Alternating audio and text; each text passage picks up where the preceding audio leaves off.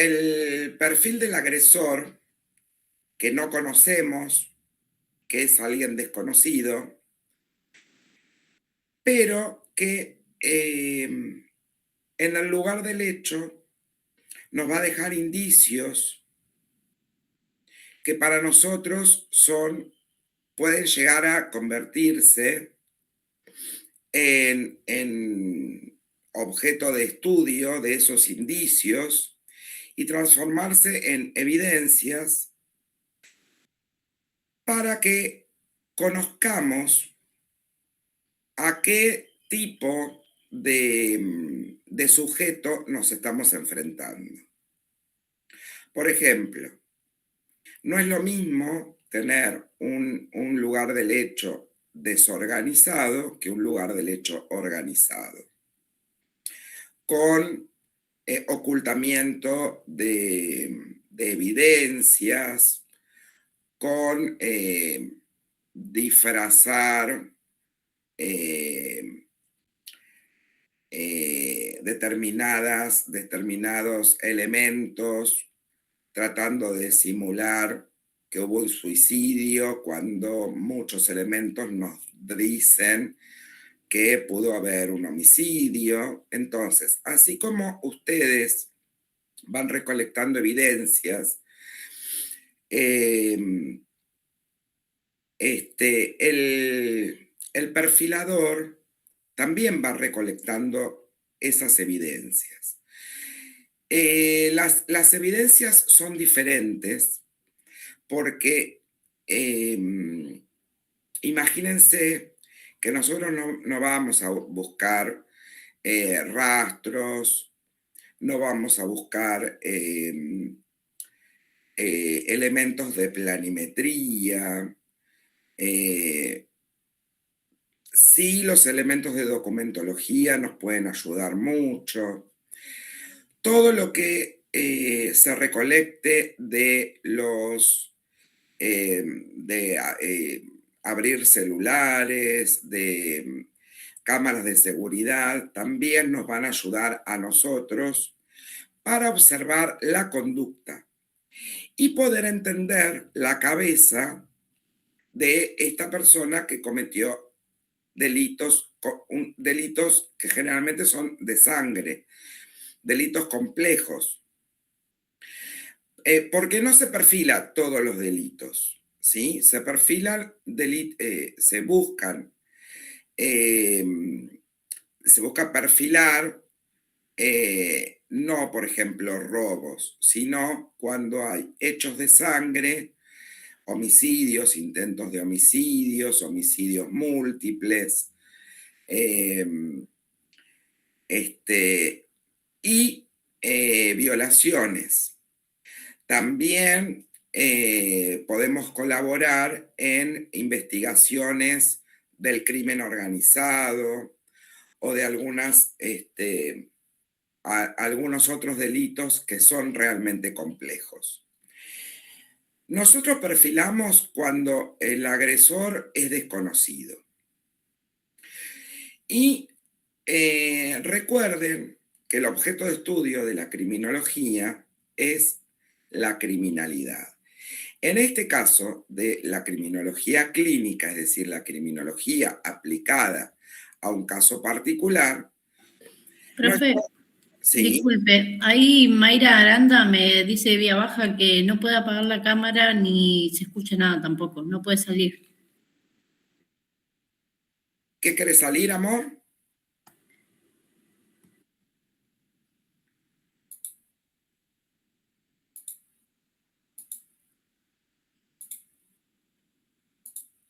No te puedo desactivar el micrófono. A ella se le tildó todo, no puede hacer nada, por eso me estaba informando vía Vos, baja. escúchame, Mayra, ¿estás en una computadora? Bueno, si querés salí y conectate desde el celular. ¿Vos me escuchás?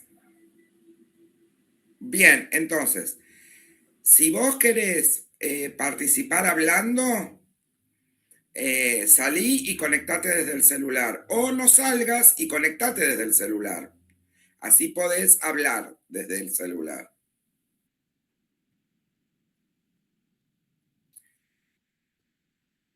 Pero vos me estás escuchando a mí. Perfecto.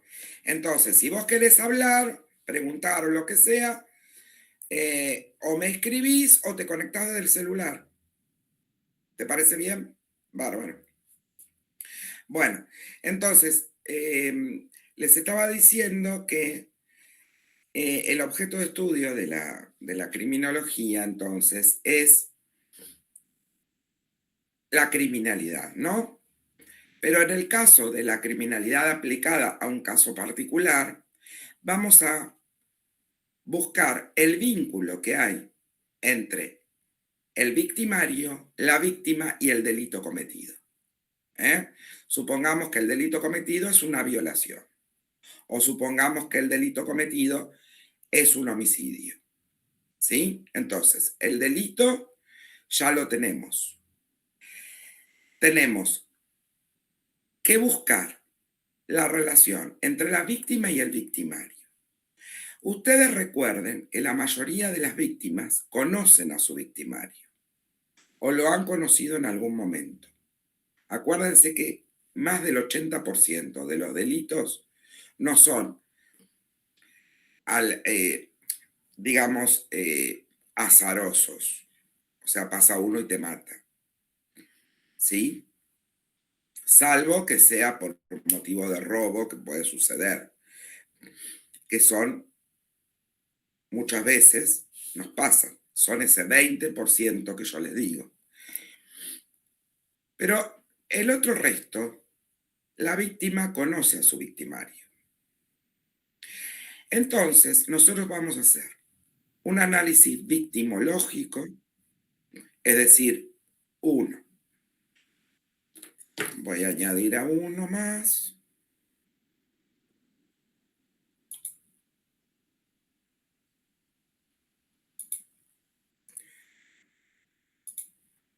Ahí está. Uno es perfil victimológico, ¿sí? Es decir, todo lo que hace a la víctima. Nosotros tenemos que poder conocer qué vínculo, si existía un vínculo entre el victimario y la víctima.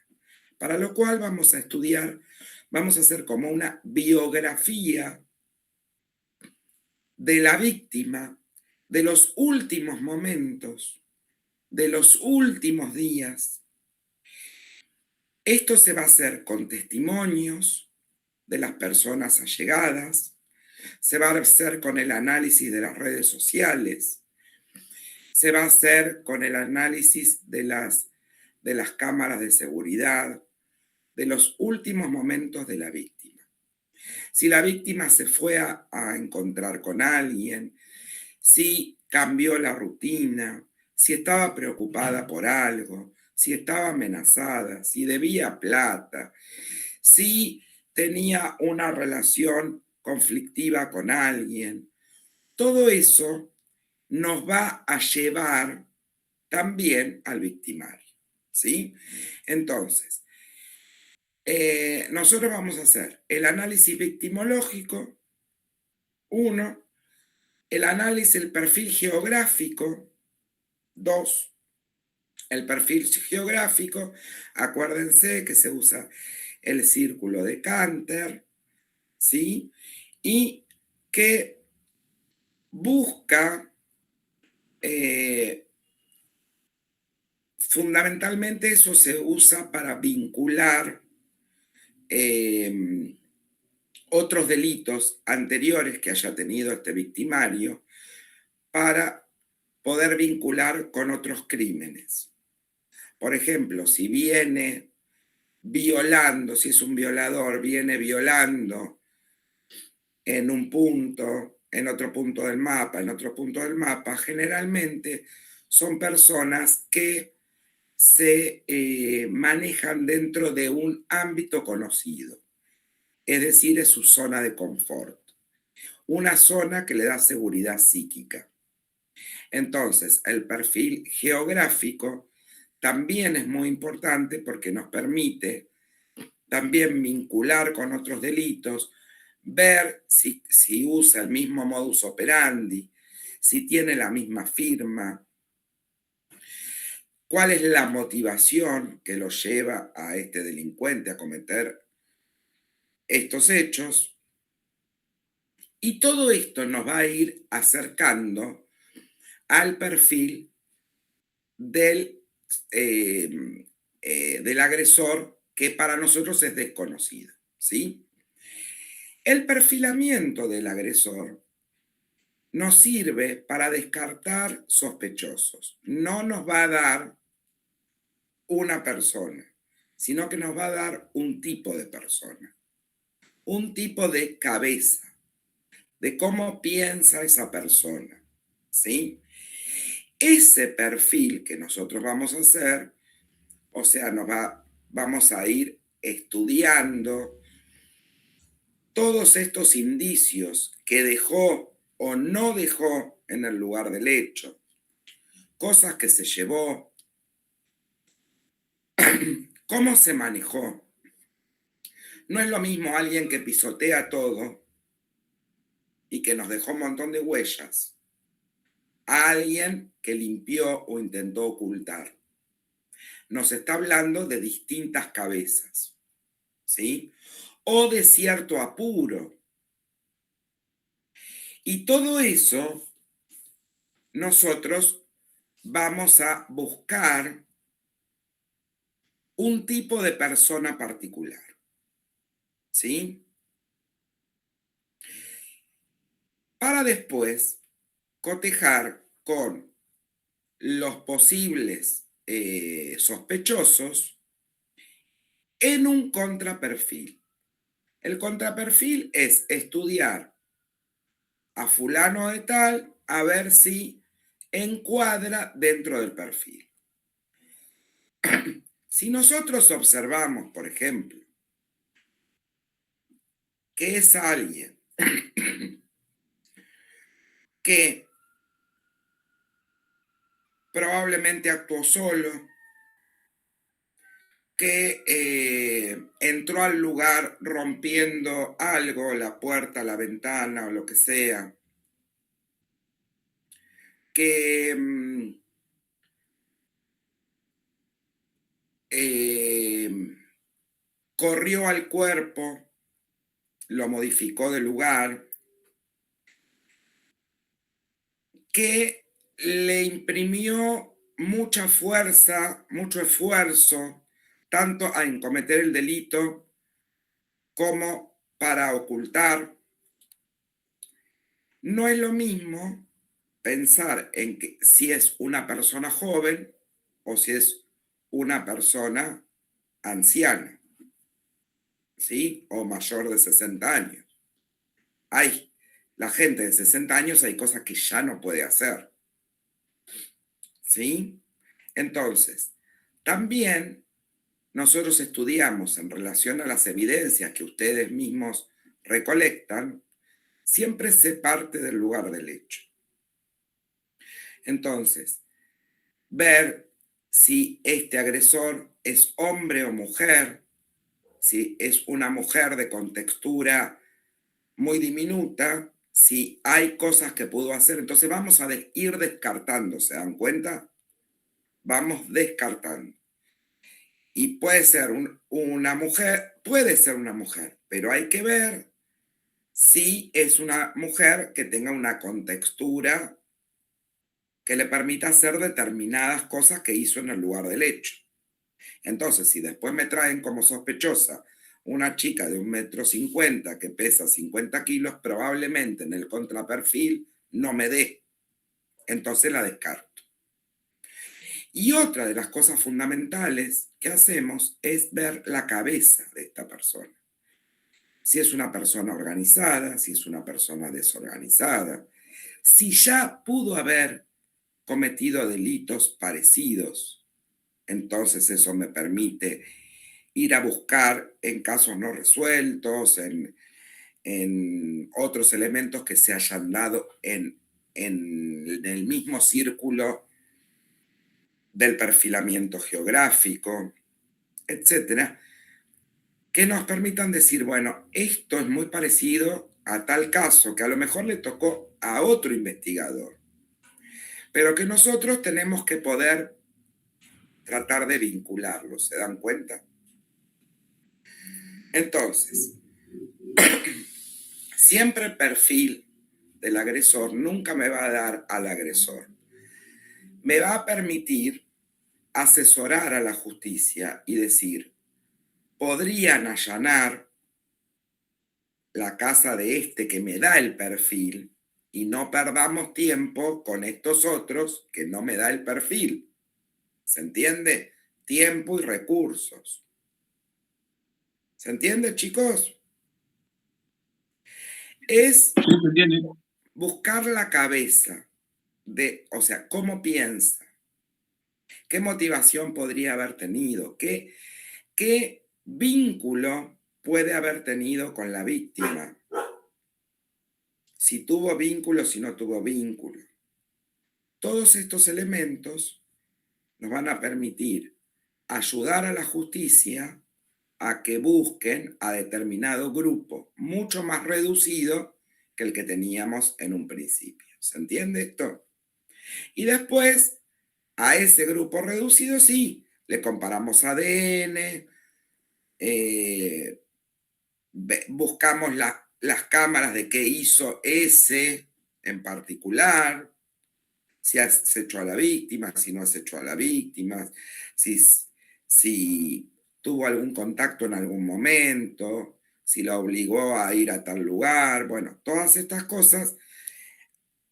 Por eso es que todo lo que haga el criminólogo o el perfilador va a colaborar con el trabajo investigativo. ¿Se dan cuenta? Así como la criminalística colabora, la criminología también colabora. ¿Tienen alguna pregunta respecto de los 3 tipos de perfiles?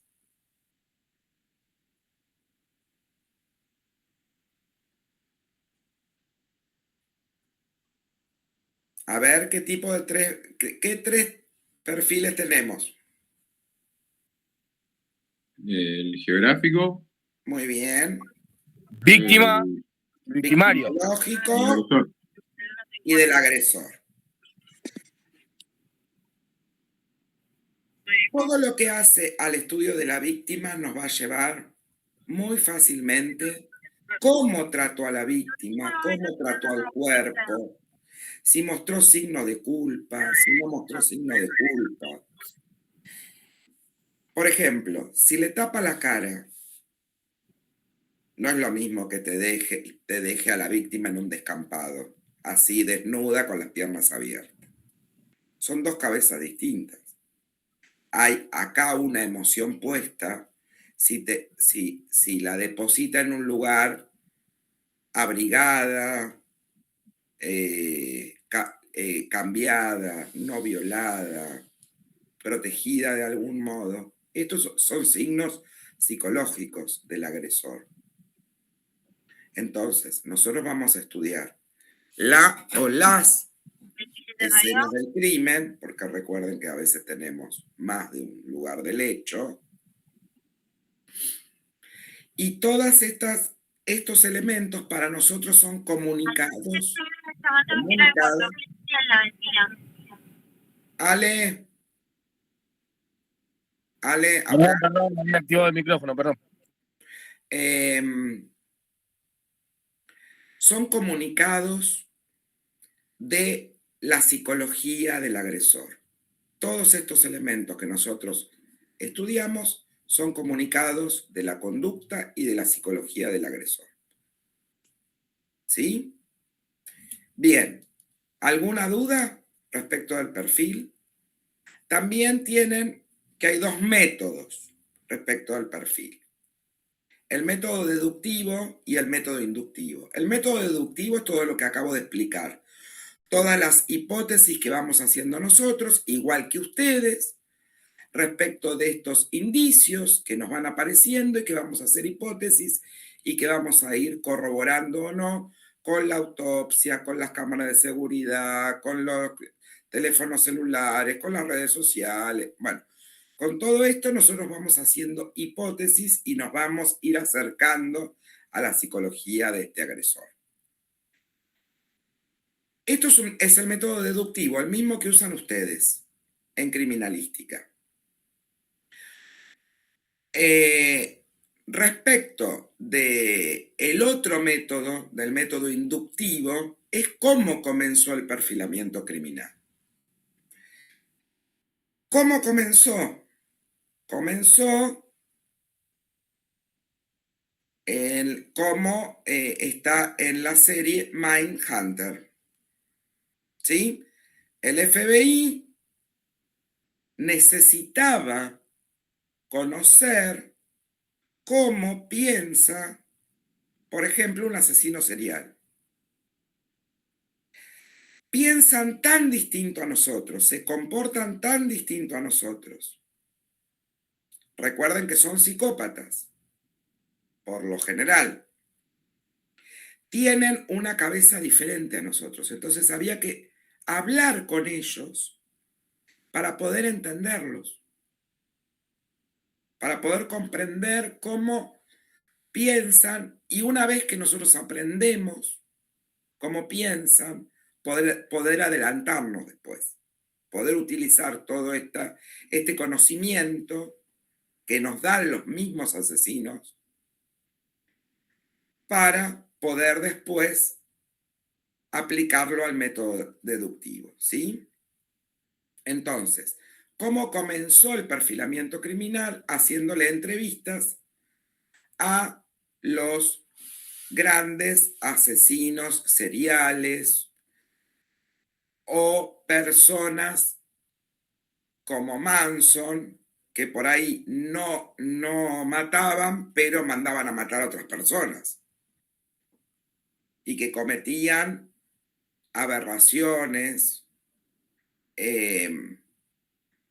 Nos permite pensar cómo es un líder de secta, conocer cómo piensa, Eso, profe, le iba a la influencia preguntar. que puede tener con las personas, que logra que todos se suiciden o que salgan a matar por él. Estas son cosas que antes no entendíamos por qué sucedía.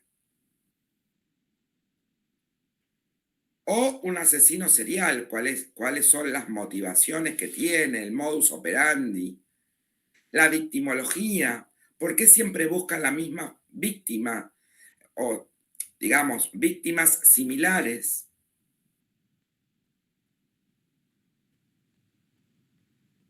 Bien, entonces,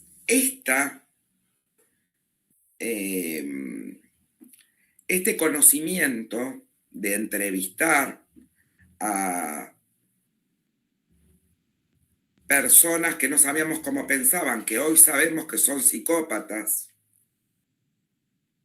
pero que tienen una cabeza tan distinta a la nuestra, que no pueden sentir empatía, que no pueden querer a nadie más que a sí mismos, que les encanta jugar con los investigadores, que les encanta ser famosos, que les encanta que lo atrapen nada más que para que los conozcan, que les encanta demostrar que son más que los otros, que son narcisistas, que engañan a las ¿Como víctimas. Nair Galarza puede ser, profe? Exacto. Nair Galarza, que está chocha, aunque le hayan hecho una película pedorra de Netflix, que es espantosa, pero que se la hicieron a su medida. Y que tergiversa totalmente todo lo que pasó. Bien, Nair Galarza es psicópata. Entonces, nosotros, por ejemplo, si vamos y hablamos con Nair Galarza, vamos a encontrar que nuestras entrevistas pueden ser muy parecidas a otros asesinos, psicópatas, y que encuadra perfectamente en el perfil de un femicida. Por ejemplo, si nosotros habláramos con Nair, encontraríamos muchos elementos parecidos a cualquier hombre que haya matado a su mujer, a su novia o a quien sea. Vamos a tener probablemente las mismas características, el mismo modo de vínculo que establecen, van a aislar a la víctima, van a hacer que la víctima se vaya separando de sus amigos, de su familia, de sus seres queridos, que la víctima la obliguen a elegir entre los demás y ellos, siempre van a ser muy celosos, van a generar un ataque de celos para hacer elegir a la víctima entre él, el victimario o la victimaria y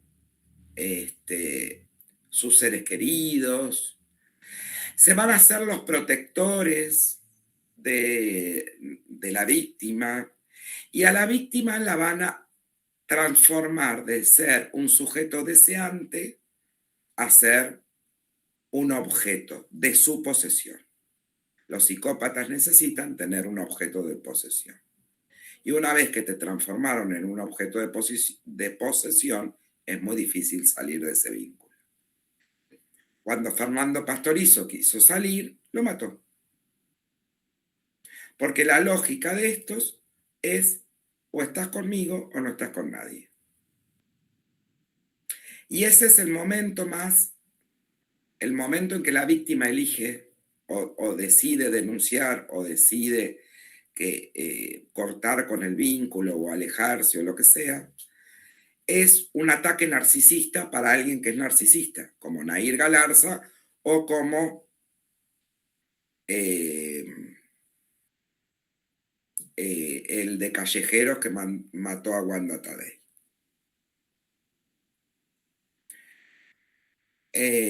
Quemándola, ¿se acuerdan, no? Quemándola viva. ¿Cómo se llamaba el de Callejeros que mató a Wanda?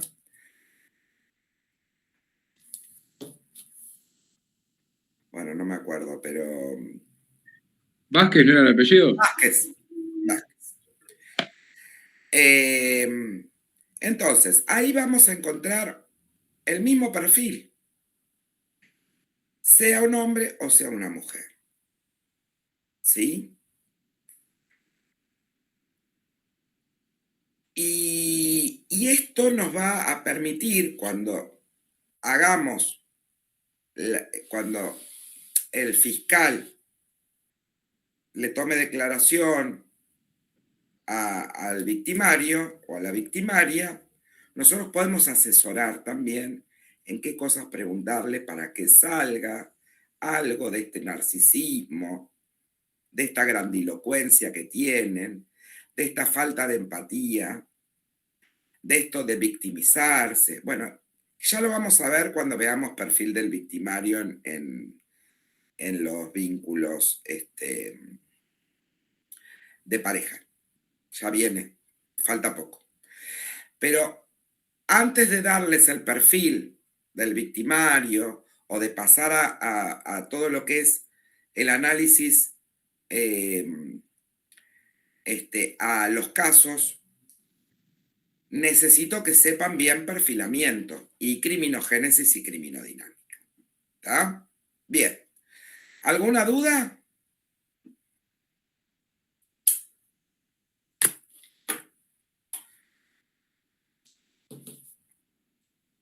Bueno, entonces vamos a, junto con el perfilamiento, nosotros vamos a hacer un estudio de la criminogénesis del agresor.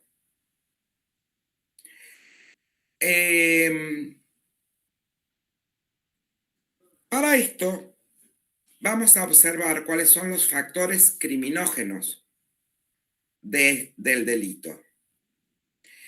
Y, como siempre, vamos a analizar primero digamos, hacer un análisis general de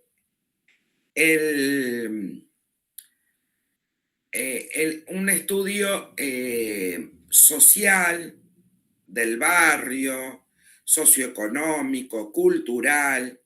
No es lo mismo alguien que está dentro de la subcultura del delito que alguien que no está dentro de la subcultura del delito. ¿Cuál es la subcultura del delito?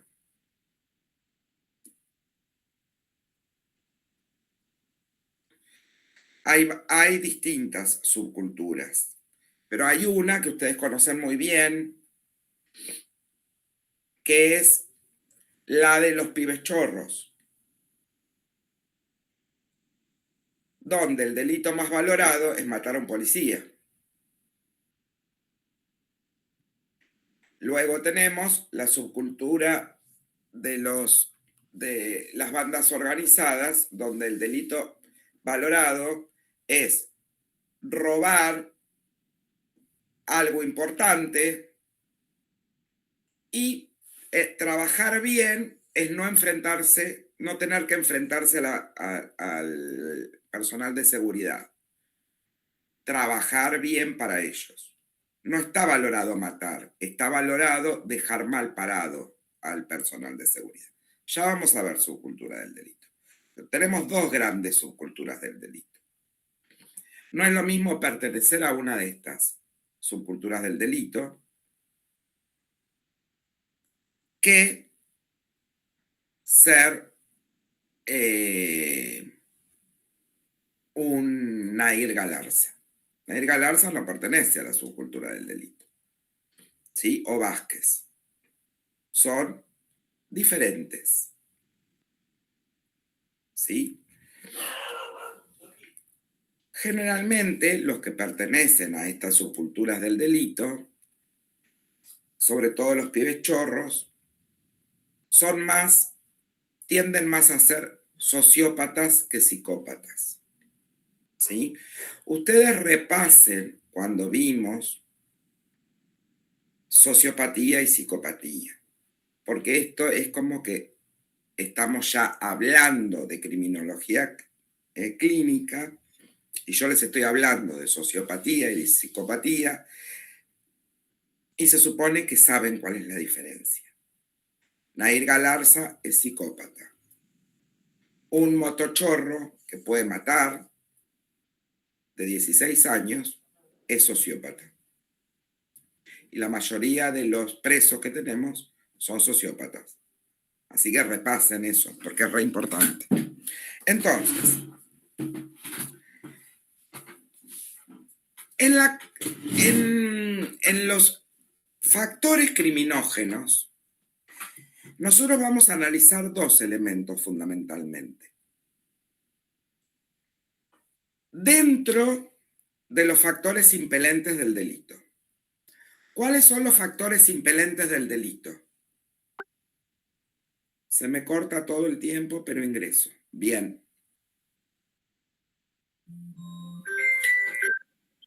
Los que propician o inducen. No.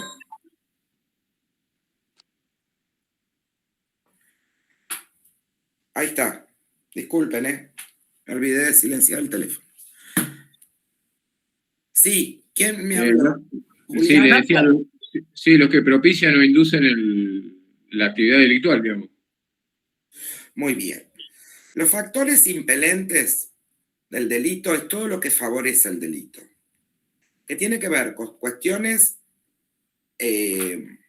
digamos, de la sociedad, con cuestiones sociales, con cuestiones del barrio, regionales, con cuestiones de cómo funcionan los sistemas de seguridad.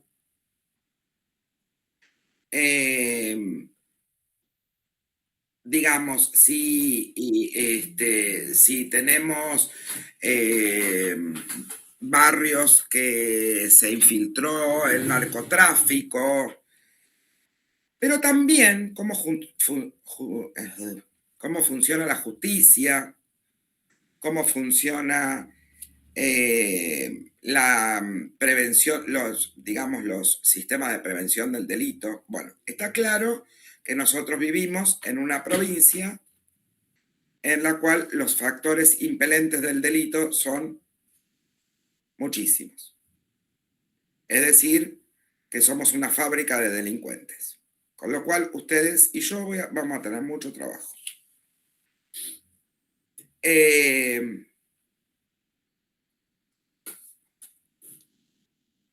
Pero todos esos elementos hay que estudiarlos.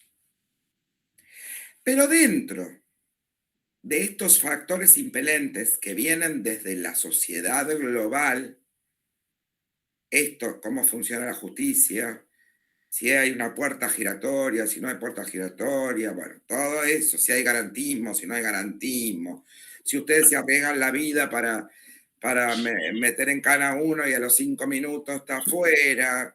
Que aparecen muchos zafarones. Claro.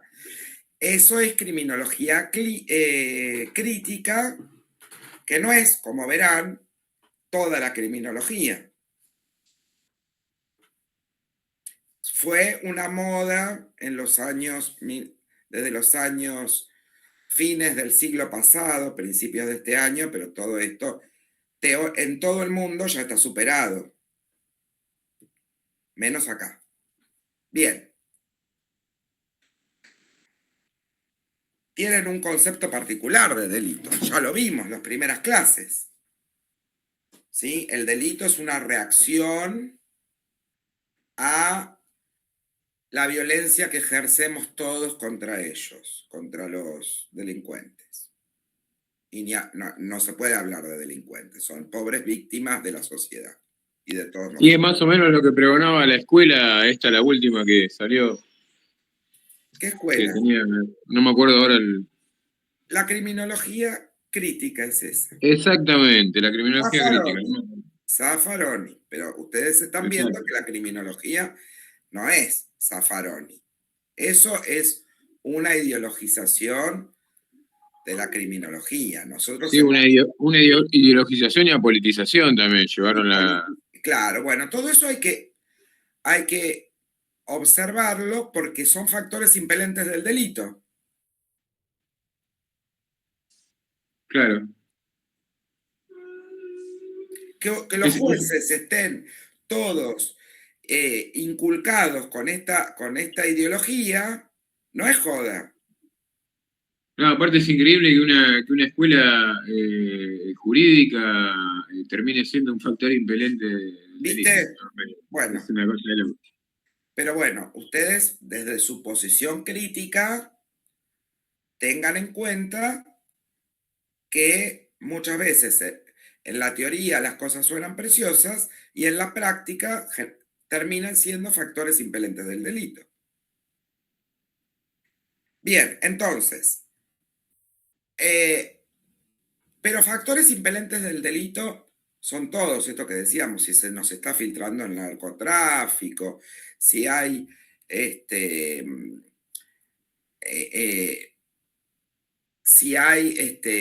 empiezan a proliferar banditas de motochorros o de gente que hace entraderas, o bueno, que haya muchas armas y nadie se ocupe de esto, las políticas de seguridad, todo eso van a ser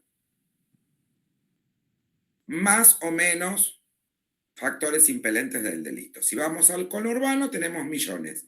Y si vamos a Suiza, no tenemos muchos factores impelentes.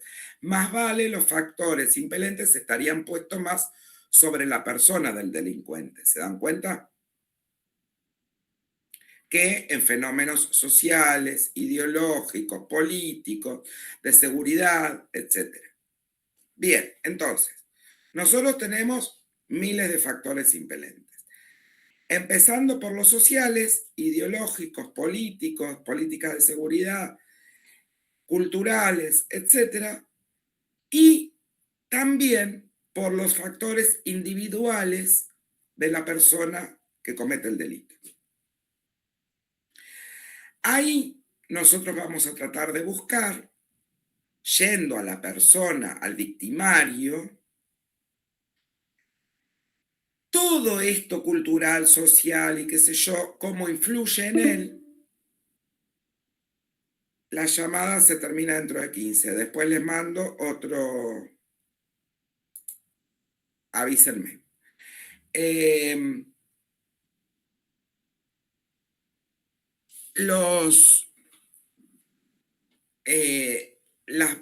Dentro de lo que es el delincuente vamos a observar todo esto, pero además vamos a observar los fenómenos, los factores que lo llevan a cometer el delito.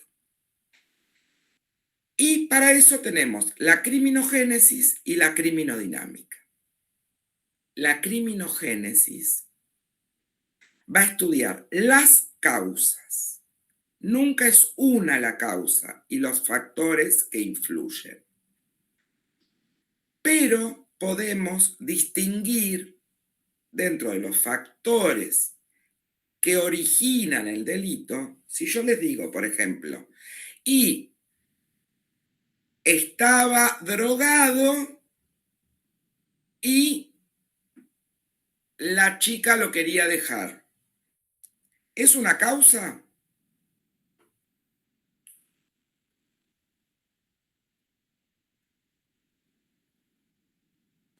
No, eso puede ser un factor preparante, no es un Es factor el predisponente. factor desencadenante, pero es una causa. Claro, desencadenante. Es la última causa. Pero nosotros no nos quedamos con la última causa, buscamos la primera. ¿Qué son? Los factores predisponentes al delito, los factores preparantes y los factores desencadenantes. ¿Sí? Entonces, buscamos. Los factores preparantes tienen que ver con cómo se construyó este sujeto, tanto social, cultural como psíquicamente, y ahí entra si tenemos una neurosis, si tenemos una psicosis, si tenemos una perversión. Dentro de la perversión, si podemos llegar a tener una personalidad psicopática, si tenemos una patología de borde que no controla los impulsos, ¿sí? Y tenemos más una sociopatía que una psicopatía. Las causas últimas y aparte cómo se integró a la sociedad, en qué sociedad está integrado, en qué cultura, cómo es su familia, cómo son los vínculos, si lo abandonaron. Todos estos son factores preparantes. Es decir, que es como la bomba ya está construida. Puede ser que esa bomba se active o a lo mejor encuentre otra vía esta persona para vivir con esto, ¿sí? Puede educarse, puede integrarse de otro modo a la sociedad, puede. Pero los factores preparantes para nosotros son fundamentales una vez que el delito ya se ha cometido. Es la causa más originaria, la causa primaria. Después tenemos otra causa que son los factores preparantes.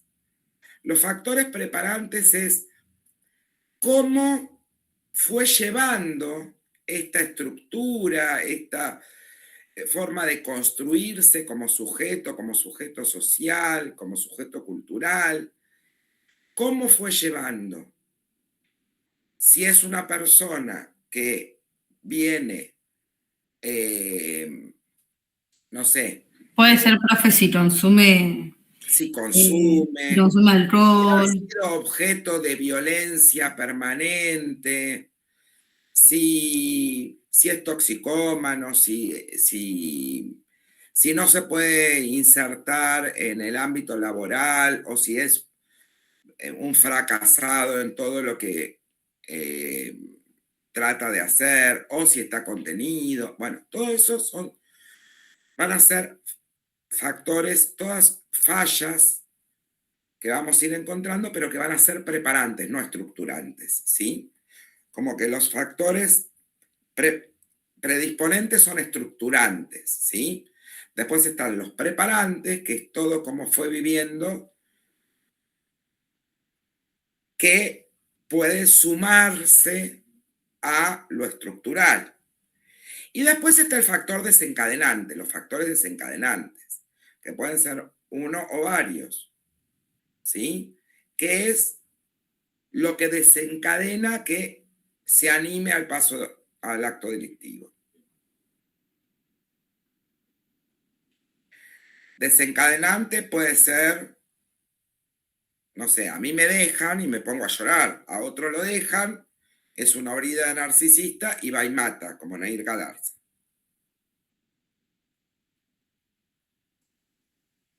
¿Estamos? Sí, profe. Bien, entonces, ¿por qué les digo si a mí me dejan? Porque este factor desencadenante se va a vincular con los preparantes y los predisponentes. A cualquiera de nosotros nos pasan problemas o nos pasan cosas o discutimos con alguien y no lo acuchillamos. Porque no tendríamos ni los estructurantes o predisponentes, no tendríamos los preparantes y entonces frente a cualquier circunstancia que se nos genera un conflicto, no lo resolvemos a las cuchilladas. ¿Se entiende? Entonces, se van a conjugar estos tres factores, los más alejados, que son los preparantes, después los predisponentes y después un desencadenante, que puede ser una pavada, va a generar una reacción criminal. ¿Sí? Bien. Y la criminodinámica es cómo estos factores se van a dar en este proceso delictivo. Cómo esta persona va a pasar al acto delictivo. Y para esto generalmente se dan elementos que a veces nos hacen pensar. Hay cámaras, me están mirando, tengo testigos. Estos pueden refrenar ese impulso que tengo de pasar al acto delictivo, ¿o no? Entonces acá tenemos los fenómenos de una duda o no, una planificación, ¿sí? Entonces, esto que ustedes van a encontrar ahí, el consentimiento mitigante, ¿El formulado, profe, también? ¿Cómo? El consentimiento formulado. El consentimiento formulado y todo eso que hace que la persona pase al acto delictivo y que tenemos que analizar si preparó o no preparó o actuó impulsivamente, porque no todos los crímenes son iguales, sino todas las personas reaccionan al fenómeno desencadenante de la misma manera. Hay personas que pueden tener mucha bronca con el jefe, pero nadie sale a matar al jefe. O podemos enojarnos con un amigo, pero vamos y charlamos. Resolvemos. ¿Sí? ¿Estamos, chiquitos? Sí, profe. Creo que se va a cortar ya. Se va a cortar. Entonces, aprovechen estos 3-4 minutos que nos quedan para hacerme alguna pregunta sobre criminogénesis y criminodinámica. Porque esto después lo vamos a aplicar cuando veamos homicidios en el ámbito doméstico, cuando veamos asesinos múltiples, cuando veamos parafilias, Lo vamos a aplicar. ¿Preguntas? Julián, vos que lo habías repasado, ¿te quedó claro? Sí, profe, yo la última vez también habíamos repasado. Más o menos lo habíamos explicado con el PowerPoint y todo, pero bueno, ahora... Sí. Bien, y lo habíamos aplicado a algunos casos también. Sí, así que genial. exactamente. Lo importante es que les quede claro. Y que piensen que esto lo vamos a aplicar ahora a todo. Bien, cortamos y comenzamos con el tema nuevo que les puse en el campus, ¿sí? Cortamos y ya les paso el link.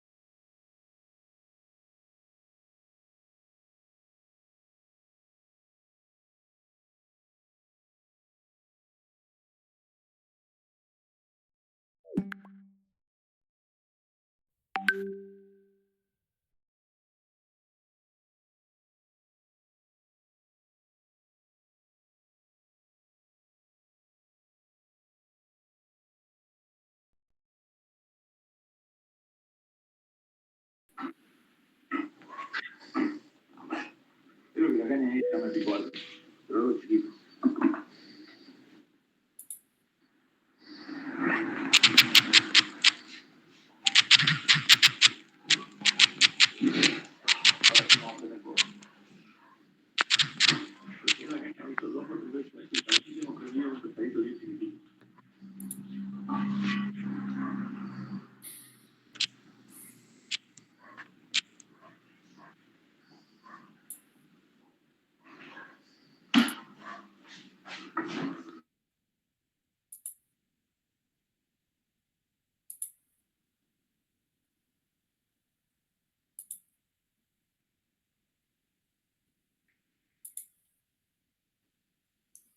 ¿Estamos todos, chiquitos?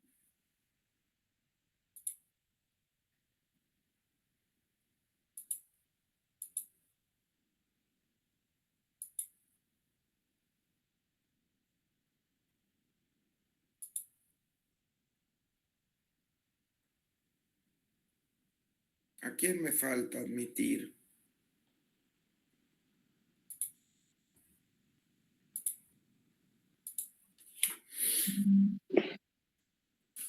Bueno, entonces ahora vamos a pasar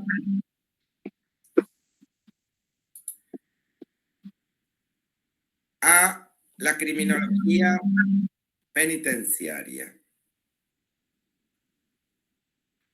Bueno, ¿quién fue el que leyó? Alejandro había leído. Bueno, como les dije, la criminología es muy amplia. Se ocupa de muchísimas cosas, de analizar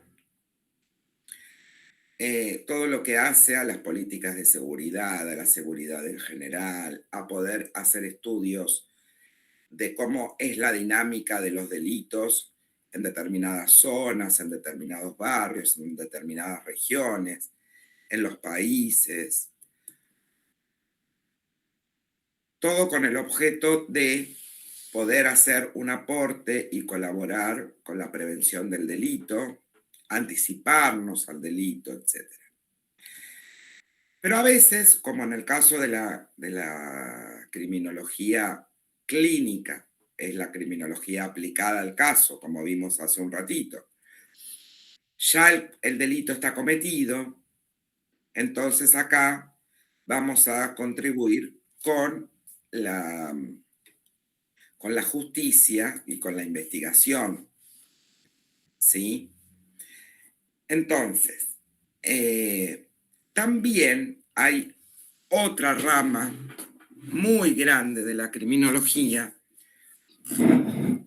La criminología tiene muchas ramas. La victimología, por ejemplo, es una rama entera de la criminología, ¿sí? Yo ya les pasé algo de victimología bastante escueto, pero que es una rama amplísima de la criminología. Y otra rama muy grande de la criminología es cuando también los delitos ya se cometieron y ya tenemos a las personas privadas de la libertad, y entonces esta rama es la rama de la criminología aplicada al ámbito correccional o al ámbito penitenciario, ¿sí?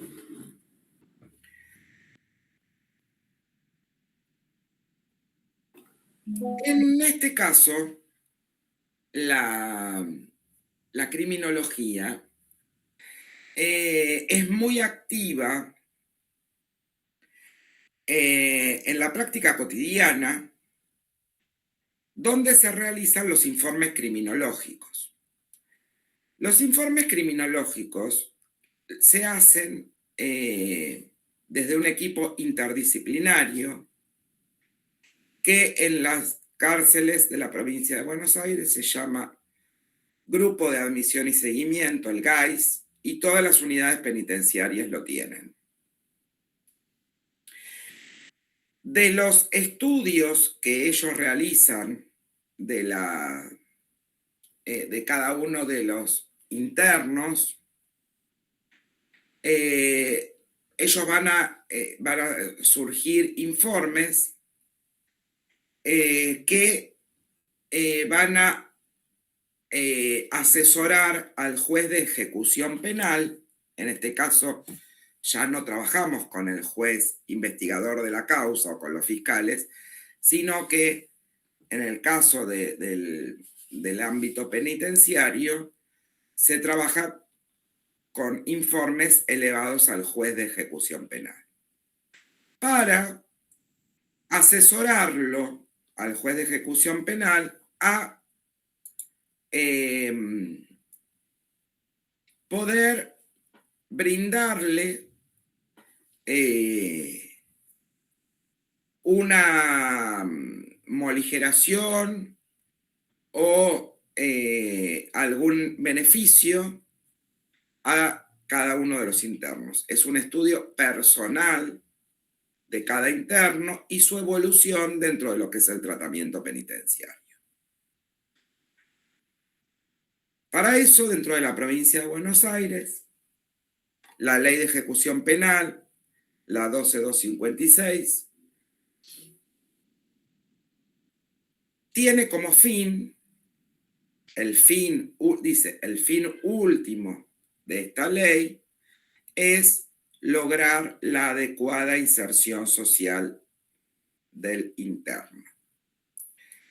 Lograr la adecuada inserción social del interno. El que me hable de resocialización, readaptación, reeducación, de los están desaprobados. Dice en su artículo 4 que el fin último de esta ley es lograr la adecuada inserción social de los internos a partir de la asistencia y el tratamiento. Asistencia y tratamiento tienen 5 áreas. ¿Quién me las puede decir?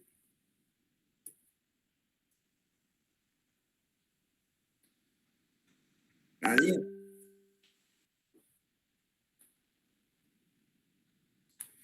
Trabajo, educación. Salud. Tiempo libre y asistencia, profe. Asistencia psicosocial. Asistencia psicosocial, tiempo libre y convivencia. Las repito. Las 5 áreas de asistencia y tratamiento son educación, trabajo, tiempo libre, convivencia y asistencia psicosocial. Bien. Es decir, que la ley nos manda a que tengamos que hacer algo tremendo, que es al servicio penitenciario, que es revertir todo lo que no hizo la sociedad con esta persona y a través de estas 5 áreas de asistencia y tratamiento lograr que esta persona pueda insertarse adecuadamente a la sociedad. Lo cual es una tarea titánica. Bastante complicada. Exacto. Bastante complicada. Entonces, bueno, tanto la educación puede ser sistemática, no sistemática. Bueno, ustedes lean el texto. ¿Qué es sistemática? Sistemática es la que están haciendo ustedes.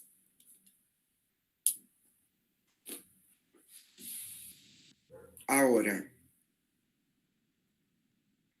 es una forma de educación que tiene un programa, que tiene una currícula, que tiene unos horarios determinados y que dura un tiempo y que te da un título. Esa es la educación sistemática, la tecnicatura que están haciendo ustedes. Esa es educación sistemática. Pero hay otras formas de educación. Por ejemplo, hacer un seminario, hacer un curso, hacer unas jornadas, ¿sí? Entonces, dice la ley que tanto la educación sistemática como la no sistemática son muy importantes para el tratamiento penitenciario. Y es verdad, cuanto más educada esté una persona, más puede pensar. Y cuanto más pensamos, menos actuamos. ¿Sí? Bien. Otra área nos podemos pensar a nosotros mismos, qué queremos para nuestra vida. Y la educación nos da muchísimas posibilidades. De hecho, aquellos que terminan, hay muchos internos que terminan la primaria, otros que terminan el secundario y otros que también entran en el sistema universitario. Y los que terminan en el sistema universitario, la mayoría no reinciden en el delito. Fíjense lo importante que es la educación.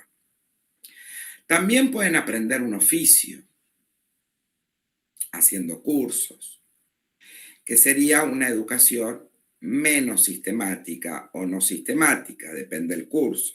Hay cursos que duran 6 meses, sería sistemática. Pueden aprender oficios y después con esos oficios pueden estos saberes pueden llegar a conseguir trabajo también. Claro, trasladarlos a la sociedad e insertarse adecuadamente a la sociedad.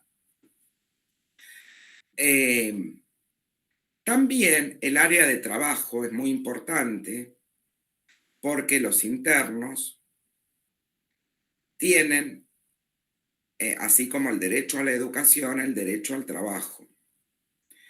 De hecho, no solamente tienen el derecho, sino la obligación.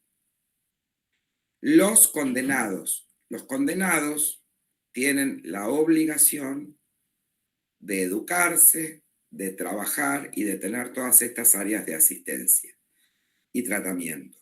No solo el derecho, sino la obligación. Y los no condenados tienen el derecho y no la obligación. ¿Por qué?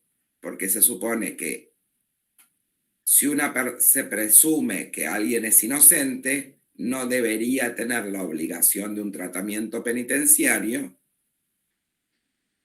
hasta que se determine si realmente está condenado o no. Como nosotros tenemos las cárceles llenas de gente que todavía no están condenadas, esto que lo sepan es muy importante. Bien. De hecho, la mayoría de las veces no se producen estas cosas.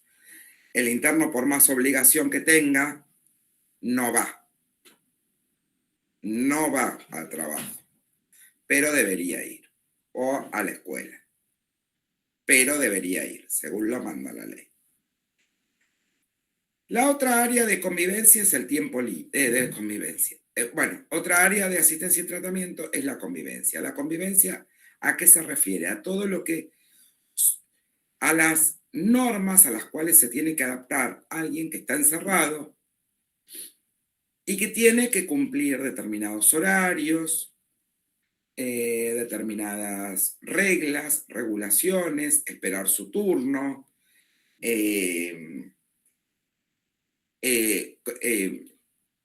ver cómo se resuelven los conflictos, cómo puede resolver conflictos, cómo se lleva con el personal penitenciario, cómo se maneja con estos roles, con estas reglas institucionales que en el caso de las cárceles muchas veces son muy rígidas, donde todos se levantarían a la misma hora, comen a la misma hora, comen lo mismo que el resto, etcétera, etcétera.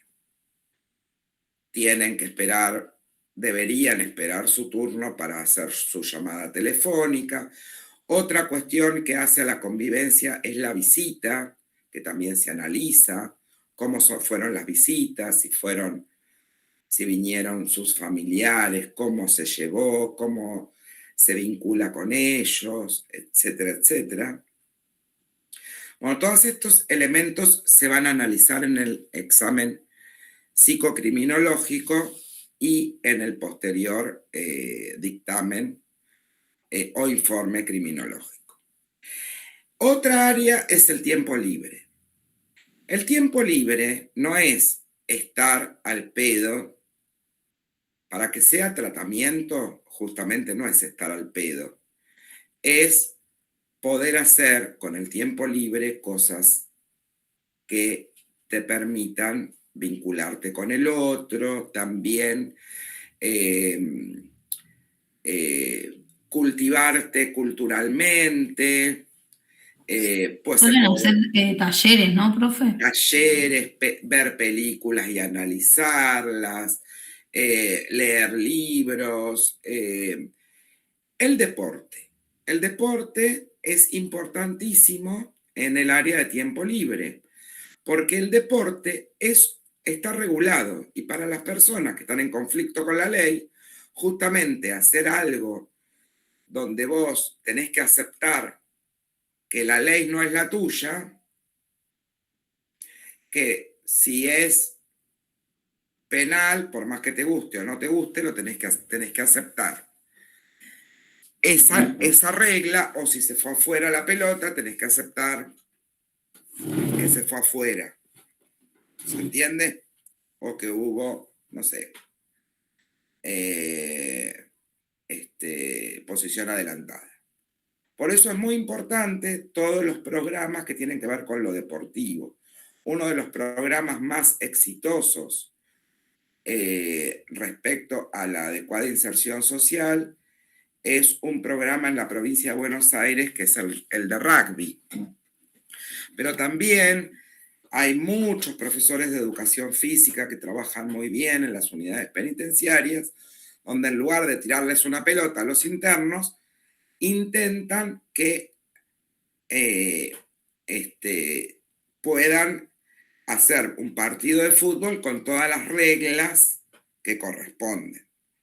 En cambio, si vos le tirás una pelota, obviamente el más perverso, psicópata e hijo de puta es el que va a poner la regla. ¿Se entendió? Sí, profe. Bien. Y la asistencia psicosocial tiene que ver con todo lo que hace a colaborar con, digamos, desde los psicólogos que hay en las unidades penitenciarias y los trabajadores sociales, colaborar para trabajar con ese interno para que trate de cuando salga no volver al lugar, al barrio, a la gente que muchas veces lo llevó a por ahí cometer un delito, sobre todo aquellos que son más jóvenes y primarios. Bueno, estudiar, por ejemplo, el asistente social estudia si tiene... Debería investigar de dónde viene, de la familia. Claro, la familia. Y si Situaciones. tiene, qué sé yo, una tía en el campo, capaz que es un ambiente mucho más favorable para que esta persona pueda hacer otras cosas. ¿Sí? Y no volver al medio de una villa donde obviamente te van a estar esperando los que te ayudaron a entrar.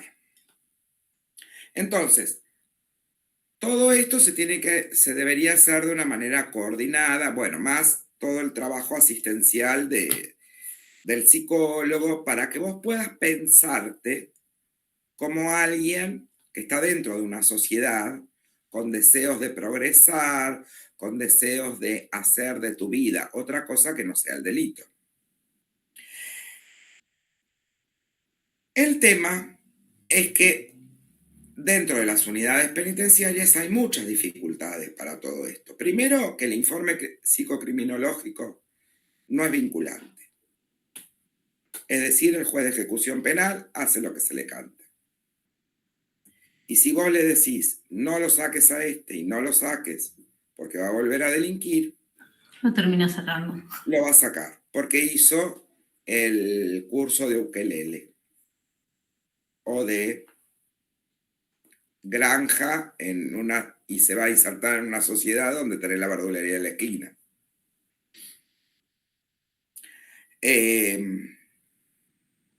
Entonces, vos le gritás y le decís, el equipo interdisciplinario le dice, por favor, no lo largue porque va a volver a delinquir, y el juez de ejecución penal puede tomarlo o puede no tomarlo. ¿Se entendió esta parte?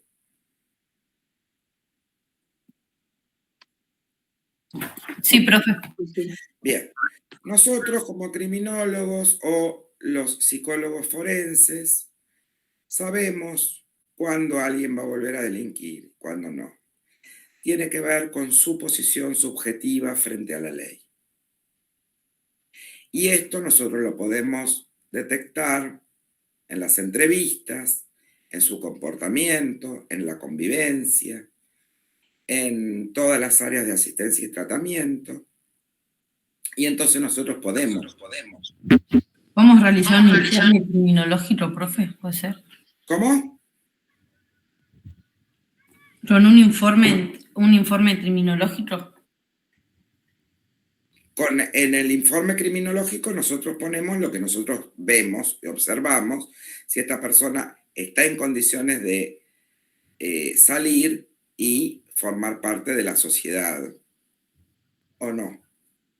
Profesora, ¿puede ser que el ámbito deportivo y la competencia digan mucho de la personalidad del individuo? Exacto, por eso se estudia todo, por eso es que participa también los informes que hacen los profesores de educación física. O sea, cada área va a hacer su informe. O sea, nosotros no vamos a estar metidos adentro de la ranchada para conocer cómo se maneja en el área de convivencia. Pero sí hay personal penitenciario que va a adjuntar su informe que va a ser estudiado por el grupo de admisión y seguimiento. Lo mismo, el jefe de visita va a hacer su informe y teóricamente todos se tienen que reunir, todo el grupo se tiene que reunir para poder después hacer el informe final en equipo. Que generalmente no sucede, cada uno hace su informe y bueno, después el psicólogo hace el informe criminológico. Pero todas las áreas son muy importantes. Lo que digan los maestros de la escuela, lo que digan los jefes de talleres, de cómo está, si está trabajando, si viene a horario, si hay días que falta, lo que diga el director de la escuela, de cómo va evaluando la educación, todo lo que hay jefes del servicio penitenciario que están a cargo de lo que es la educación sistemática y no sistemática. Si es una persona que se interesa por cursos nuevos, por meterse en nuevas cosas, si busca libros, si va a la biblioteca, si pide que investigar en una computadora, si quiere estudiar, si quiere tener tiempo para el estudio. Bueno, todas esas cosas van en los informes. O sea, cada pedacito de la unidad penitenciaria va a hacer su informe. Y el área, yo les decía, el área del deporte es muy importante. Muy, muy importante. No solo porque, no es porque sea de gimnasia, pero mens sana in corpore sano, ¿no? Quiere decir mente sana en un cuerpo sano. Y en la relación mente-cuerpo es muy importante también. Bien, ahora bien, a mí lo que me interesa que ustedes sepan es que hay muchísimas personas que son tratables. Generalmente, las personas que son primarios o que los más jóvenes, los que ya tienen una historia delictiva consolidada, los que tienen una historia penitenciaria, que ya pasaron por todas las unidades penitenciarias, una historia consolidada penitenciaria, es más difícil. Cuanto más joven y antes se ponga un borde al delito y se lo castigue, más eficaz va a ser el tratamiento. ¿Sí? También el tratamiento penitenciario va a tener mucho que ver con la posición del sujeto.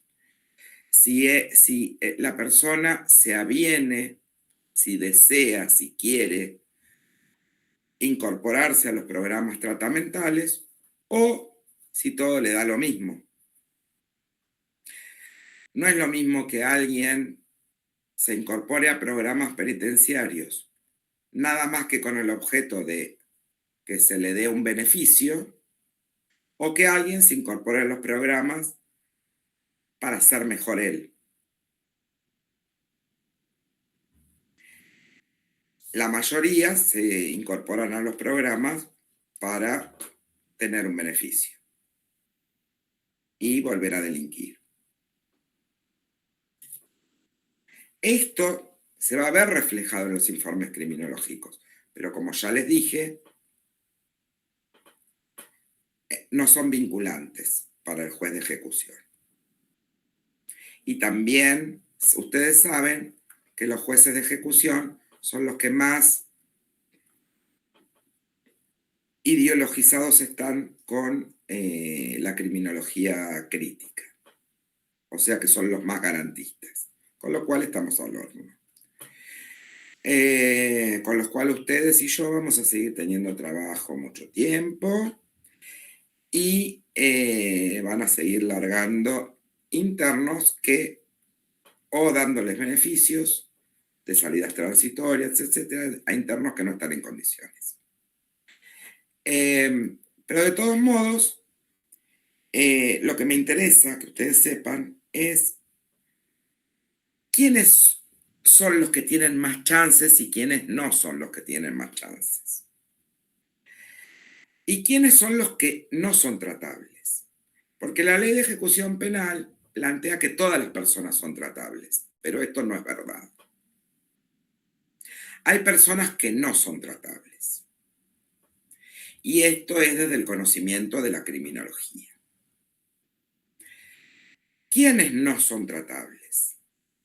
Los que están totalmente identificados con la subcultura del delito. Estén en el lugar donde estén en la ranchada. Lean el texto porque ahí tienen todo el tema de las ranchadas, de la subcultura del delito. Léanlo porque les va a gustar.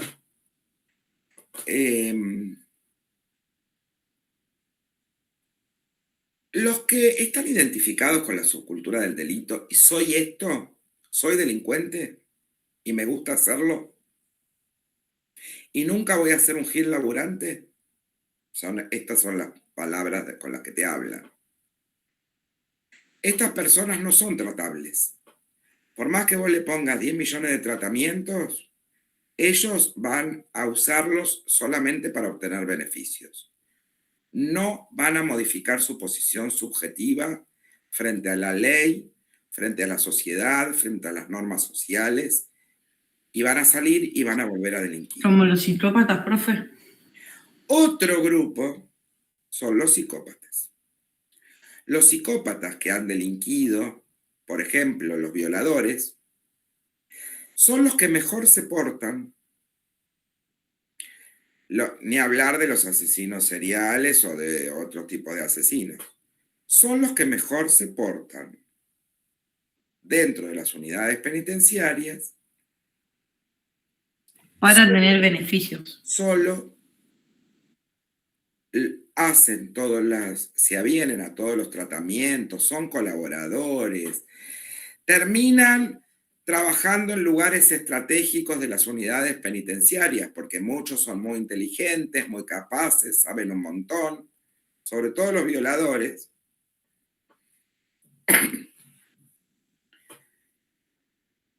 Terminan trabajando en la oficina de personal, porque como saben manejar la computadora, empezaron limpiando.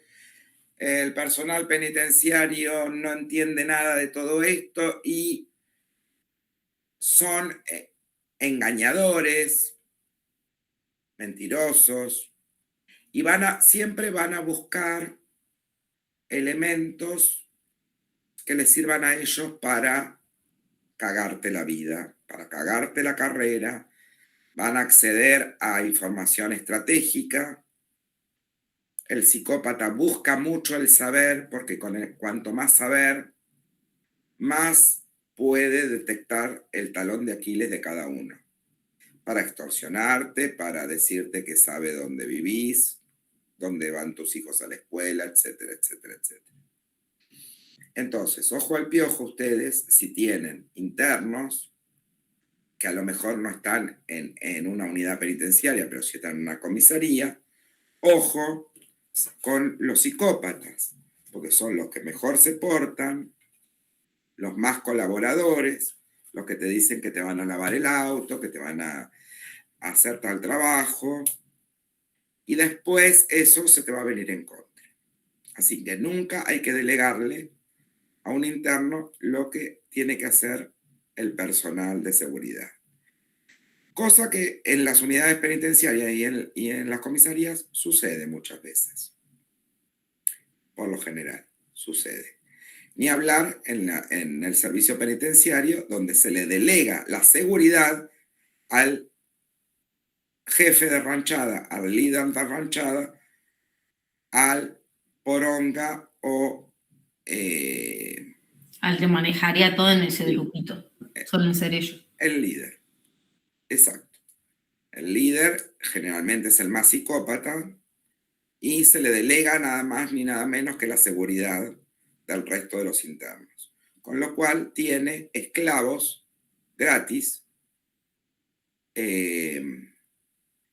tiene soldados que manejan las armas, que pelean por él, tiene armeros, bueno, tiene los lavamedias, tiene su propia señora, que solo la comparte con el rancho, que son 3 o 4 que caminan con él. La señora es otro interno, jovencito.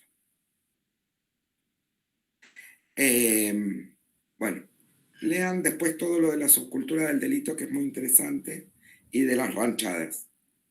Hay 2 tipos de ranchadas. Una de los pibes chorros y otra de los paisanos o chorros viejos o de las bandas organizadas, por ejemplo, Gordo Valor, Garza Sosa, que se dedican a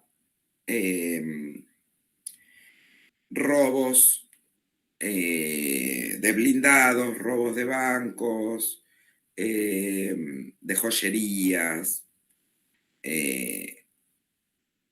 que generalmente no son toxicómanos como los pibes chorros.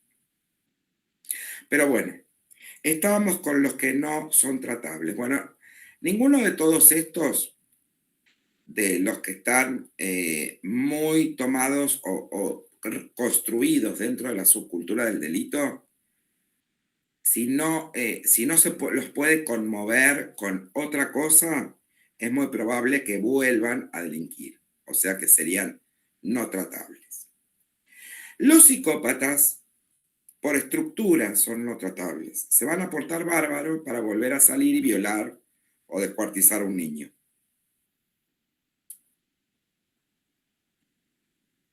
¿Estamos? O a cualquier persona.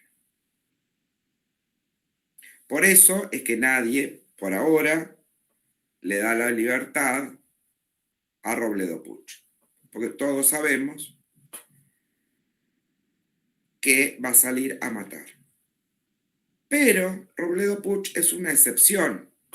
Un asesino serial muy reconocido, muy conocido, muy famoso, que todavía está en el penal de Sierra Chica. El Ángel Rubio. El Ángel, sí, el Ángel, no me acuerdo cómo le decían. Sí, porque era rubio, es rubio y tenía una carita de ángel preciosa cuando había matado a más de 10 personas. Y aparte venía de una familia adinerada, así que... Claro, bueno, tipo pero un perverso total. Contra la psicopatía.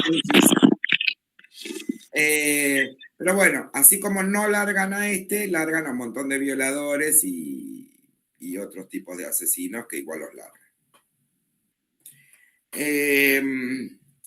Pero estas personas no son tratables, chicos. Por más esfuerzo que haga el servicio penitenciario, no son tratables. Otros, los más jóvenes, como yo les decía, son los que más chances tienen de poder hacerse una pregunta sobre su vida, sobre su existencia, sobre su familia, sobre si hace sufrir a alguien. Y ese es el que más posibilidades tiene. Los que están en esta postura, soy chorro y me gusta hacerlo, está complicado. Van a salir porque todos, menos Robledo Puch, salen, van a volver a delinquir. Así que bueno, ¿alguna pregunta? Entonces, la criminología nos permite conocer estas cosas, quiénes son los tratables y los no tratables. Nos permite guiar todo el saber de la criminología, guiar los informes criminológicos, por más que no sean vinculantes. Todos estos saberes que nosotros tenemos sobre la delincuencia, sobre los delincuentes, sobre su posición subjetiva frente al delito, nos permite poder hacer un análisis de cómo se puede mejorar.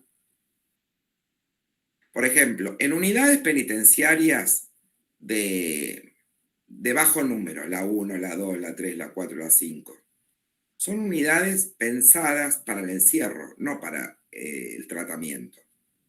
Entonces, son unidades que tienen 25 internos en celdas gigantes, en celdas grandes, todos juntos. Esos internos, muchas veces, por más que quisieran hacer un tratamiento penitenciario, no pueden, porque no los dejan salir los jefes de la ranchada. Los dejan lavando medias todo el día o rompiendo paredes para hacer facas. Entonces, por eso es muy importante clasificar, por ejemplo, que podría asesorar un criminólogo. Clasificar los internos jóvenes, ponerlos lejos de los internos que tienen una historia delictiva importante. Poder hacer un análisis. Profe, los psicópatas ven la pena como si fueran unas vacaciones, ¿no? Los psicópatas y la mayoría de los internos que tenemos presos. Los chorros están de vacaciones hasta que lo largan.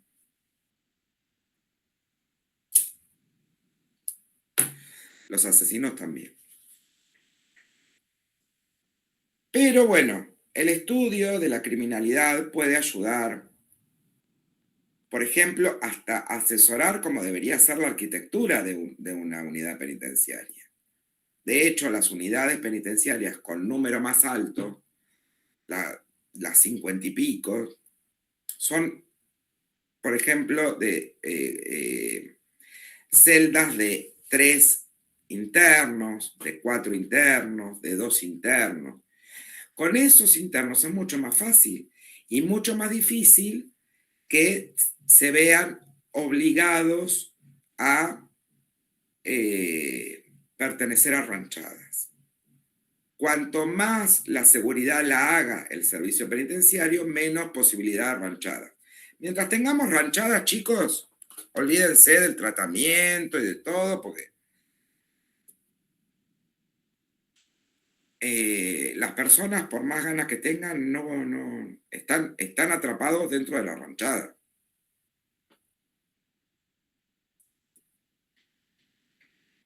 ¿Por qué? Porque ellos les ofrecen la seguridad que le tendría que brindar el servicio penitenciario. Entonces se dan lazos de vasallaje, como si estuviéramos en la Edad Media, ¿vieron? Esclavos.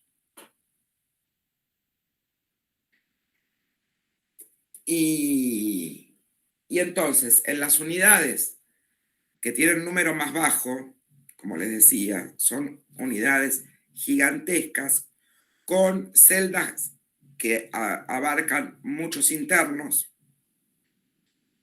Y en esos casos es muy difícil hacer tratamiento, casi imposible.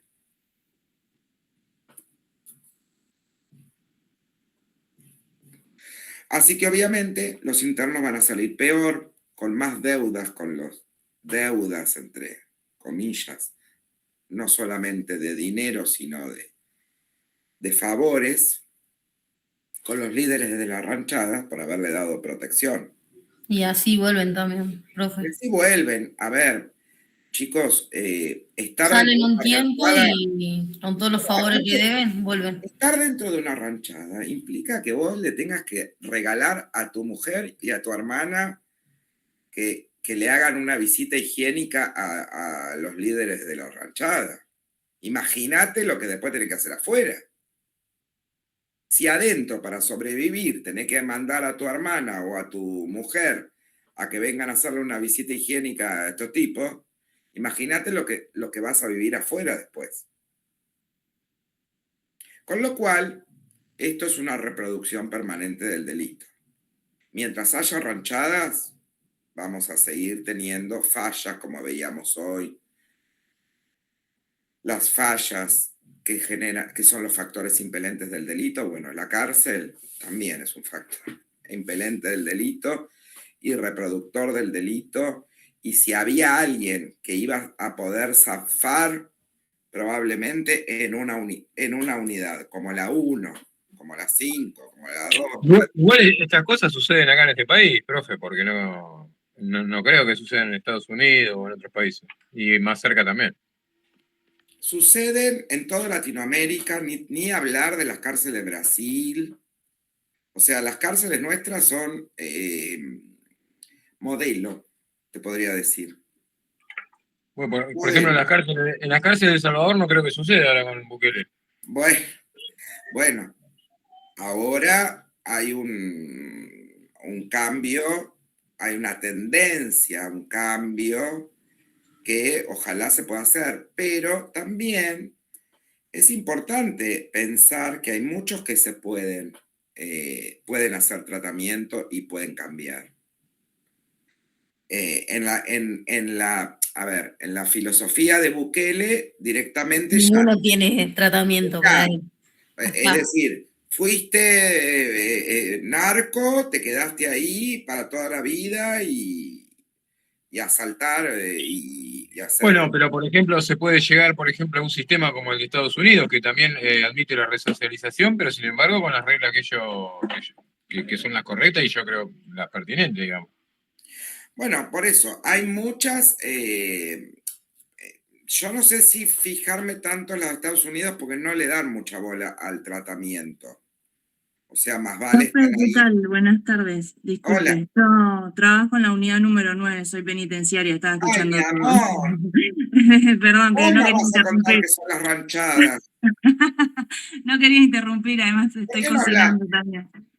No, porque estaba escuchando todo. No, yo creo que también lo que pasa, que esto justo hoy lo hablaba mucho con mis compañeros que estaban hablando de esto de las cárceles de Estados Unidos, yo creo que lo que pasa también es que acá no sé si se puede traer ese sistema porque no estamos preparados como país no tenemos ni personal.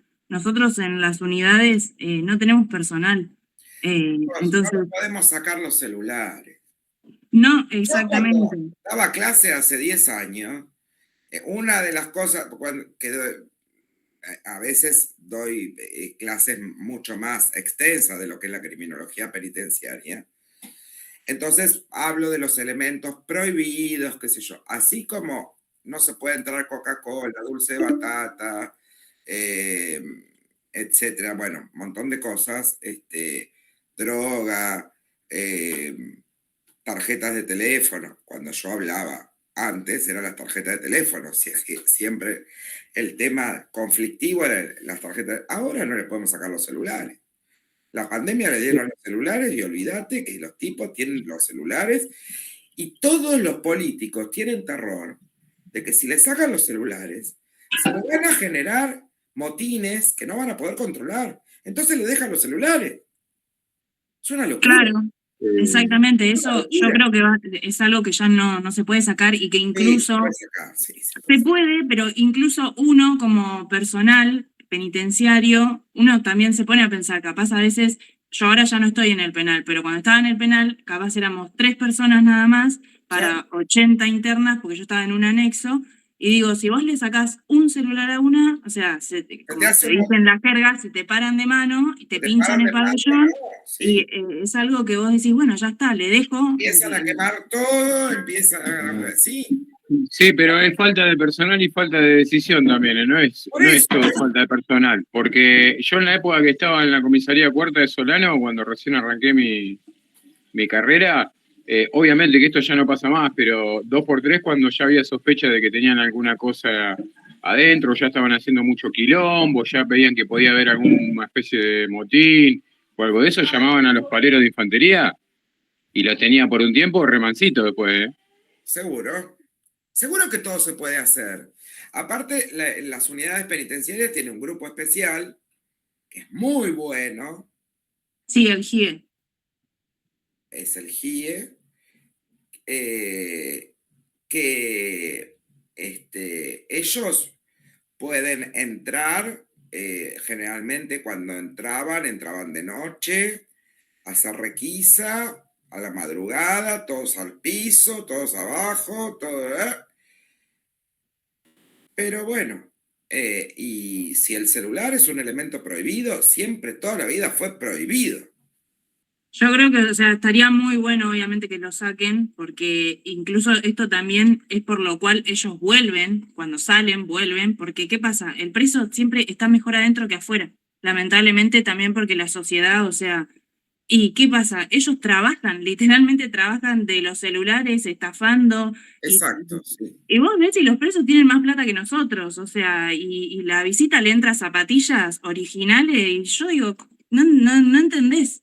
Pero hay mucho negocio adentro, y bueno, y en todas las unidades también. Hay que cortar con todos los negocios, con todas las mafias, todo es una mafia, pero hay que tener una decisión política. Si vos no tenés un respaldo político, no lo vas a hacer vos, Milagro, que trabajas en el servicio penitenciario, es una locura. Es que no, profe, yo, por ejemplo, yo soy adjutora, es la primera jerarquía. Sí. Yo, cuando apenas ingresé y trabajé con presas, obviamente yo en mi guardia había muchas cosas que no permitía. ¿Y qué pasaba? Después la presa iba y hablaba con la jefa del penal. ¿Por qué? Porque está todo pago. Entonces, ¿qué pasa?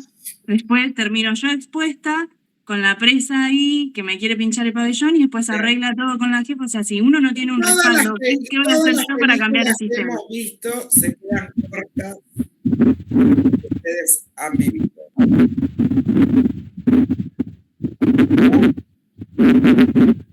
Se quedan cortas. La verdad que es un mundo tremendo que además afecta al personal penitenciario muchísimo.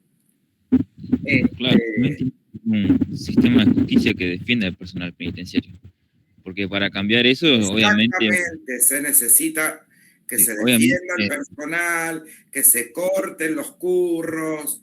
Porque obviamente va a haber muertes para cambiar eso. Cuando hay un curro, hay alguien que lo permite. Hay una política que lo soporta. Sí, profe. Sí. Hay mucho, últimamente encima hubo en todas las unidades mucho ruido, o sea, ahora están como queriendo limpiar, digamos, cosas que vienen arraigándose desde hace años y quieren hacer limpieza ahora cuando ya es casi imposible, pero yo creo que lo que necesitamos como personal es un respaldo. Si nosotros tuviésemos un respaldo, entonces yo creo que ahí sí se podría tomar acción. Pero no te vas a exponer vos, Milagros, pero sí tienen los grupos especiales que cuando el jefe del penal les dice vengan y actúen, los tipos tienen que actuar, pero también tenés que tener jueces que te respalden, tenés que tener todo el sistema y la política fundamentalmente que te respalde. Pero si la política no va a hacer nada, y bueno, cada vez van a tener más beneficios, cada vez van a cometer más delitos dentro de la cárcel. Y bueno, y así seguimos reproduciendo delincuentes. Exacto, yo creo que eso es lo que quería enfocarme, que en vez de estar ayudando a que se reinserten en la sociedad, lo que estamos haciendo es reproducir la delincuencia, porque ahí adentro ellos aprenden más delincuencia en vez de educarse. Exacto, sí. Por eso les digo, bueno, todos vamos a tener mucho trabajo, cada vez más.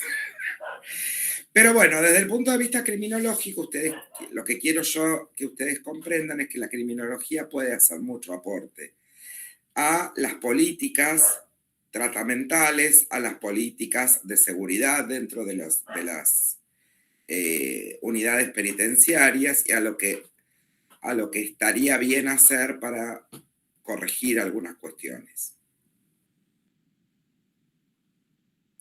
Eso, ahora después cuando ustedes lean el material, les va a interesar un montón, porque ahí vamos a detectar todo lo que la criminología puede aportar, todo el saber de la criminología que puede aportar para hacer mejor las cosas, para prevenir todo esto, para cortar algunas de estas cosas, para generar políticas de seguridad. Porque recuerden que todos estos internos salen y salen más delincuentes. Entonces, esto es un riesgo tremendo para la sociedad. Así que bueno, mis amores, se está por cortar. Así que si alguien tiene alguna pregunta, pueden consultar con Milagros, que sabe más de todo lo que yo les puse ahí. No, profe. Sí, claro que sí. Estar adentro no joda. Lo mismo, bueno, los que estuvieron en comisaría saben lo que es tener presos. Saben lo que es tener un sociópata, que no le importa nada. Un psicópata, que le importa menos, pero es más inteligente y más engañador. Y bueno, las cárceles, la mayoría de las personas que están presas son sociópatas. Todos los ladrones, los pibes chorros, todo. Y van a buscar perfeccionarse en el delito. Y esto que les decía, a veces, bueno, por lo general, salen peores. ¿En qué sentido? En el sentido que deben un montón, porque para sobrevivir ahí adentro tenés que venderle el alma al diablo. Entonces, después cuando salís, tenés que seguir trabajando para ellos. Y cada vez es peor. Por eso hay que cortar todos estos negocios, porque son todos negocios, chicos, de cuajo. Pero bueno, así estamos. Como yo les digo siempre, cada vez vamos a tener más trabajo, mis amores. Y cada vez la vamos a pasar peor, que eso es lo peor de todo. Bueno, mis chiquitos, lean el texto, que después les mando algo lindo, tipo parafilias o algo de eso. ¿Quieren? Bueno, profe.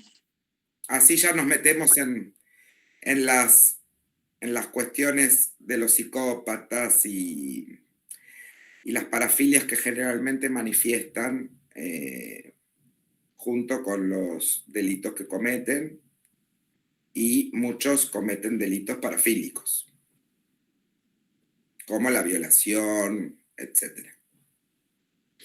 Bien, préstenle atención a la distinción y diferencia entre el pedófilo y el pederasta. Es muy importante en mis alumnos que puedan distinguir pedofilia de pederastía y no confundirse los términos. Préstenle atención. Bueno, mis amores, la semana que viene, en estos días les mando la clase de parafilias. Profe, Mayra. ¿cómo era pedófilo y Pederasta. pedrasta? Ok. Diferencia entre pedófilo y pederasta. Igual lo vamos a hacer. Tarea para casa. Ale. Tarea para casa, digo. Sí, presten atención, porque eso me interesa mucho que lo sepan bien. La mayoría de los pederastas son pedófilos, pero no todos los pedófilos son pederastas. Ahí le estoy dando algunas pistas. Bueno, mis chiquitos, besotes. Nos vemos en la próxima. Con los pedófilos, los pederastas, los bulleristas, los exhibicionistas, los violadores, todos. Bueno, todos. Los que se violan a los muertos, los que se comen a los muertos. Todos. Más lindos son. ¿Qué tiré? Sí, te lo había pasado de... Bueno, lean el material porque está buenísimo saber parafilias. Bueno, besos, chicos. Bueno, hasta luego, profe. Chao, mis amores, los quiero.